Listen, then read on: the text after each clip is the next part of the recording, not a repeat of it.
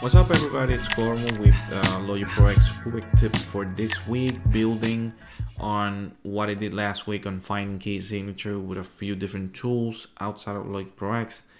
And in this video, just gonna integrate a little bit of the functionality that the Apple Loops library gives you in relation to a project or song or sample key that you import into Logic Pro X. So as usual, if you haven't done so, please subscribe to my YouTube channel or follow me in any of the other social media pages. All the links are in the description. If you need to contact me there, you can do so as well. Let's jump into the screen here in the program Logic Pro X, just to keep this short. This is where I stopped last week. I went ahead and found or processed this song in Key Finder and also Serato DJ to find the tempo, which was kind of freebie. I wasn't really looking for that, but then I also show you that you could find and cross-check the key of the sample, which was F# minor. So now my project is set up in that way so that we keep the correct key signature for the sample. I'm not gonna play the sample because I don't want to be hit with a stupid copyright claim. The reason why I have this here is because from the song I chopped out a 4-bar section that I liked, that I wanted to sample. But notice that if it's 4 bars, this tempo that supposedly is the song tempo does not match.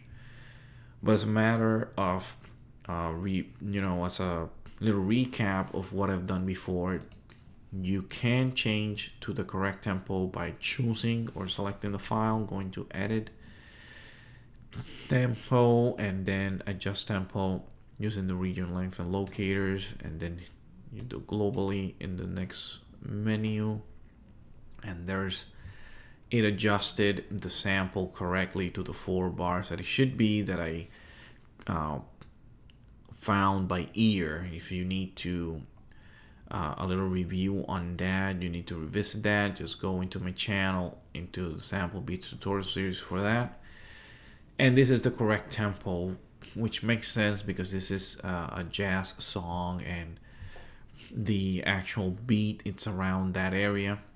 So that's good. I just wanted to show you that as a little recap. I'm gonna mute that, but now to go to the functionality of the Apple Loops and how that matches your key signature. Let's do another recap. Make this an Apple Loop. All you need to do, select the file that you have there, your sample, right click, go to export, add to loop library, and then you have all these parameters that are from here on down are filtering parameters. So I'm not really worried about what you use here.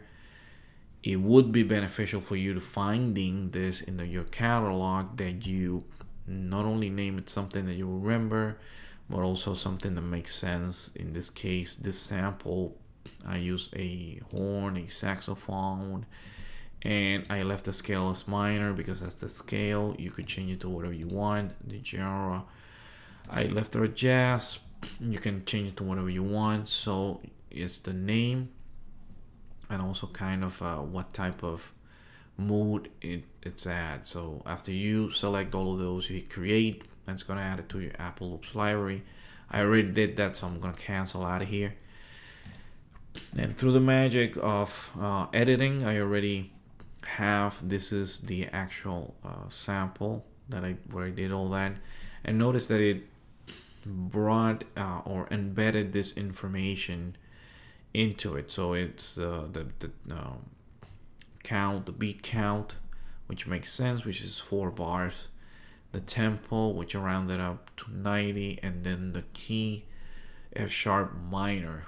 So now, how does the Apple Loop library play into making sure that you have elements in the correct key signature, or even more, transpose these elements correctly using using Louis Proex's algorithms.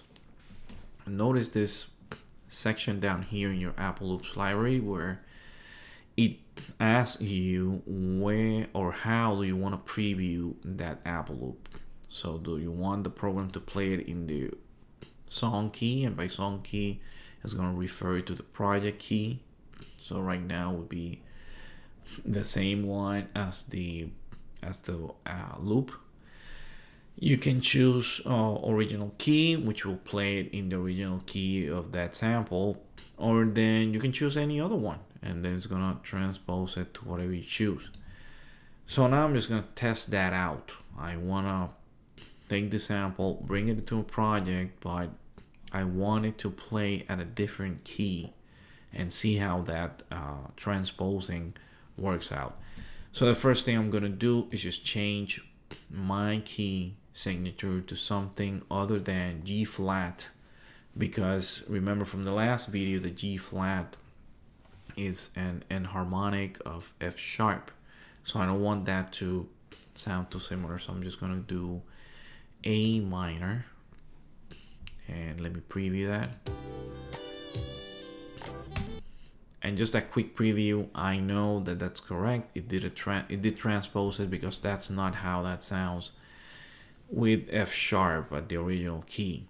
If you want to test this yourself and prove it, just send me a message and I'll send you a sample and you can test it out both ways. So now that I set my project to A minor, I'm gonna throw this in here. I'm gonna hit play. So that's what I have. And now this is the part where it's important to understand this. I'm going to just clear out my filters, and from the Apple Loops library, what I'm going to do is use a minor scale filtering, and then kind of also filter by key or sort by key, and I'm gonna go all the way to A. So here I am, A, and I'm gonna select a few elements just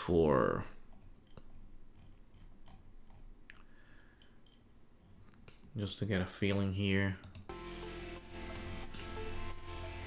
I'm gonna throw that. I'm gonna make this all the way there.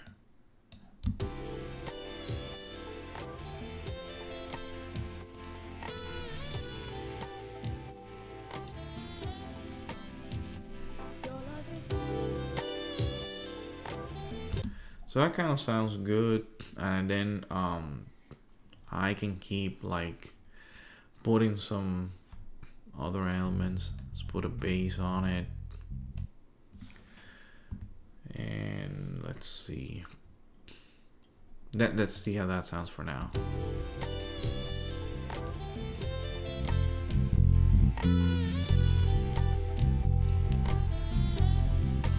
So that just demonstrates that, or the importance of making sure that originally your samples are at the correct key, and then using the functionality of the Apple loop, you're gonna ensure that you can transpose based on the project key signature without having to use pitching and other stuff, because this algorithm is gonna be a little bit leaner and result in less artifacts, etc., etc. It's gonna sound better. So that's the importance of making sure that you have the right key from the start, and then add it as an Apple loop and add elements around it. Now, it doesn't sound perfect because my sample has drum elements on it, which I can mask using some EQing and all that stuff, and then I can then concentrate just on the melody. Right, so that's something also to keep in mind and remember from my previous tutorials. Now, last but not least, you can also, since now this sample is part of my Apple Loops library, I can drop that into Alchemy, into one of the sources, combine it with other sources, and edit a little bit more of a fine tuning, adding effects and LF modulation and that type of thing, and change the complexion of that sound and make it sound different, but still maintaining its correct key signature, and then doing the same thing here and adding auto elements. Just as a closing, I'm gonna do the following.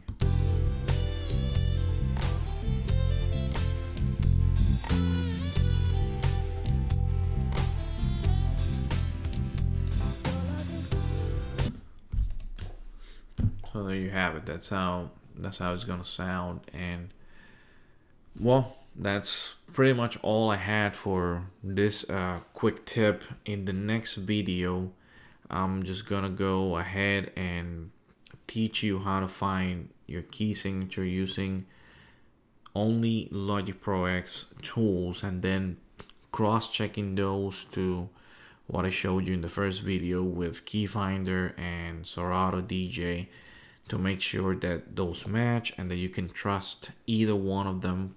Because remember, depending on what your sample is, the quality, the amount of instruments being played in the sample, etc., etc., you might find that you will prefer one method over the other, and one method will give you better results than the other, which is important to understand. So we'll see that in the next video. So for now, thanks to all of those of you that have subscribed. If you haven't done so, then go ahead and follow me, like me on all the other pages that are in the description, as I said in the beginning. I'll see you in the next video. Peace out, people.